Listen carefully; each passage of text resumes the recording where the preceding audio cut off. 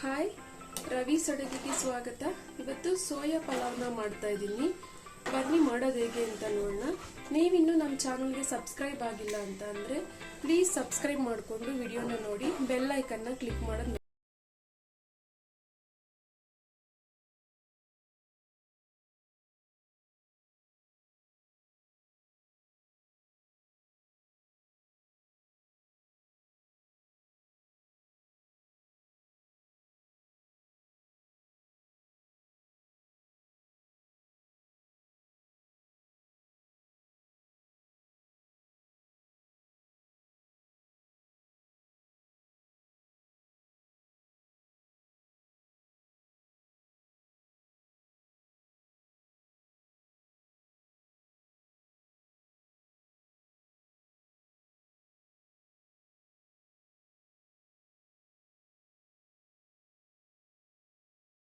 ಸೇರಿಸ್ಕೊಳ್ಳಿ.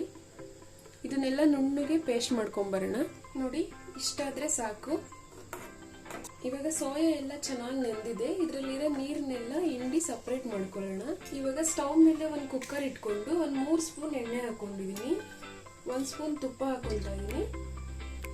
ಇವಾಗ ಎಣ್ಣೆ ತುಪ್ಪ ಎಲ್ಲ ಬಿಸಿ ಆದ್ಮೇಲೆ ಪಲಾವ್ ಎಲೆ, ಚಕ್ಕೆ, ಲವಂಗ, ಸೋಂಪು ಎಲ್ಲ ಸೇರಿಸ್ಕೊಳ್ಳೋಣ. ಈರುಳ್ಳಿ ಹಾಕೊಳ್ತಾ ಇದೀನಿ. ಈರುಳ್ಳಿ ಸ್ವಲ್ಪ ಕಲರ್ ಚೇಂಜ್ ಆಗೋವರೆಗೂ ಫ್ರೈ ಮಾಡಿ ತರಕಾರಿಗಳನ್ನ ಸೇರಿಸ್ತಾ ಇದ್ದೀನಿ. ತರಕಾರಿ ಎಲ್ಲ ನೀಟಾಗಿ ಫ್ರೈ ಆಗಲಿ. ಇಷ್ಟಾದರೆ ಸಾಕು. ಇವಾಗ ರುಬ್ಬಿಟ್ಕೊಂಡಿದ್ವಲ್ಲ ಮಸಾಲ, ಅದನ್ನ ಸೇರಿಸ್ಕೊಳ್ಳೋಣ. ಮಸಾಲ ಸ್ವಲ್ಪ ಎಣ್ಣೆ ಬಿಡೋವರೆಗೂ ಬೇಯಿಸ್ಕೊಬೇಕು. ಮಸಾಲ ಎಲ್ಲ ಚೆನ್ನಾಗಿ ಎಣ್ಣೆ ಬಿಟ್ಟಿದೆ. ಇವಾಗ ಇದಕ್ಕೆ ಸೋಯಾ ಸೇರಿಸ್ತಾ ಇದ್ದೀನಿ. ಸೇರಿಸಿ ನೀಟಾಗಿ ಫ್ರೈ ಮಾಡ್ತೀನಿ. ಸ್ವಲ್ಪ ಅರಿಶಿನ ಪುಡಿ ಹಾಕ್ತೀನಿ. ಸೋಯಾದಲ್ಲಿ ಪ್ರೋಟೀನ್ ಅಂಶ ಜಾಸ್ತಿ ಇರುತ್ತೆ, ಆರೋಗ್ಯಕ್ಕೂ ಒಳ್ಳೆಯದು. ಇವಾಗ ಟೊಮೊಟೊನ ಸೇರಿಸ್ತಾ ಇದ್ದೀನಿ. ಮಿಕ್ಸ್ ಮಾಡ್ಕೊಳ್ಳಿ. ಇವಾಗ ರುಚಿಗೆ ಎಷ್ಟು ಬೇಕೋ ಅಷ್ಟು ಉಪ್ಪು ಹಾಕ್ಕೊಂಡು ನೀಟಾಗಿ ಮಿಕ್ಸ್ ಮಾಡಿ ಇದನ್ನು 1 ನಿಮಿಷ ಅರಿಶಿನ ಮುಚ್ಚಿ ಬೇಯೋದಕ್ಕೆ ಬಿಡೋಣ. ಓಪನ್ ಮಾಡಿ ನೋಡೋಣ. ಚೆನ್ನಾಗಿ ಎಣ್ಣೆ ಬಿಟ್ಟಿದೆ. ತರಕಾರಿ, ಸೋಯಾ ಎಲ್ಲ ಮಸಾಲೆ ಎಲ್ಲ ಹಾಕಿದ್ದಲ್ಲ, ಒಂದ್ಸತಿ ಮಿಕ್ಸ್ ಮಾಡಿಕೊಂಡು ಈ ಟೈಮಲ್ಲಿ ಇದಕ್ಕೆ 1 ಸ್ಪೂನು ಧನಿಯಾ ಪುಡಿನ ಸೇರಿಸ್ತಾ ಇದ್ದೀನಿ. ಸೇರಿಸಿ ಕ್ಲೀನಾಗಿ ಮಿಕ್ಸ್ ಮಾಡ್ಕೊಳ್ಳಿ ನೀಟಾಗಿ. ಇವಾಗ ಇದಕ್ಕೆ ನೀರು ಸೇರಿಸೋಣ. ನಾವು ಯಾವ ಗ್ಲಾಸಲ್ಲಿ ಅಕ್ಕಿನ ತೊಗೊಂಡಿರ್ತೀವೋ 2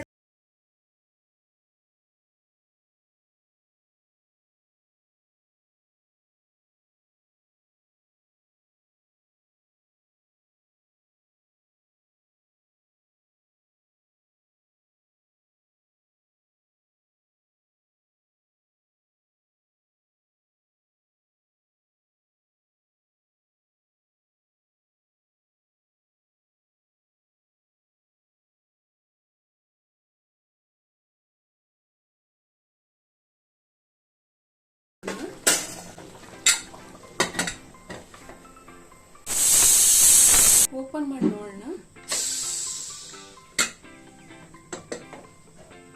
ನೋಡಿ, ಸೋಯಾ ಪಲಾವು ಎಷ್ಟು ಚೆನ್ನಾಗಿ ಬಂದಿದೆ.